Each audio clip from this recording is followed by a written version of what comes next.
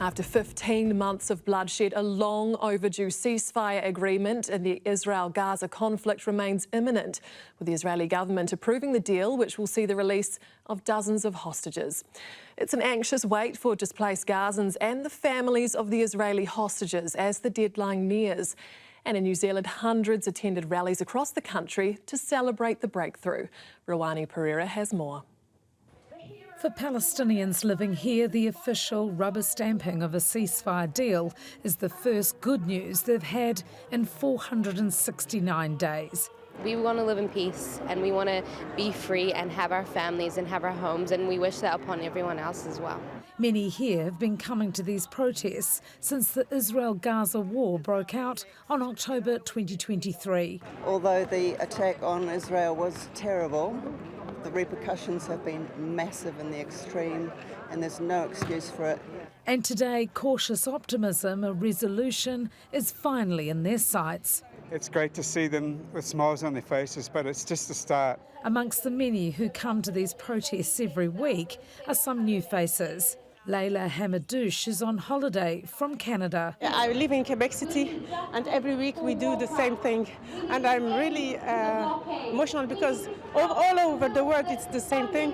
People are gathering to try to do something to end the genocide. The Israeli cabinet who decided to wage the war on Gaza, now the very same people who voted to end the conflict. The first phase of the ceasefire agreement, estimated to take 6 weeks, is set to release these hostages, including Cherie Bibas and her sons, the two youngest being held captive, although there's no guarantee if they're alive or dead. We know that they're not being treated well. The last recovered bodies of the 6 hostages in the end of the summer included signs of torture, abuse, neglect. For the first time in this bloody war, agreement on both sides. Hamas didn't just kill people. They didn't just kidnap people. They murdered the prospects for peace in its bed while it was sleeping. So yes, I want this deal. Most Israelis want this deal. The deal gives hope for 16-year-old Nur, who was displaced by the war and who now lives in a tent. She now dares to dream she'll return to her home. My soul will come back to me when I return to Gaza, to my house, and we finally will live in peace.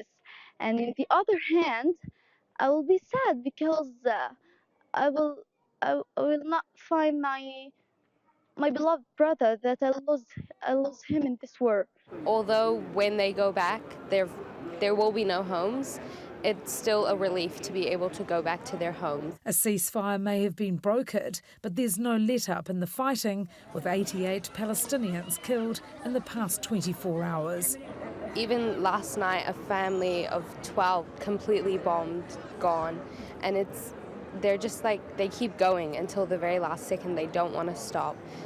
But yeah, it's upsetting. The people who knew an end to the bloodshed was coming, but didn't live to see it.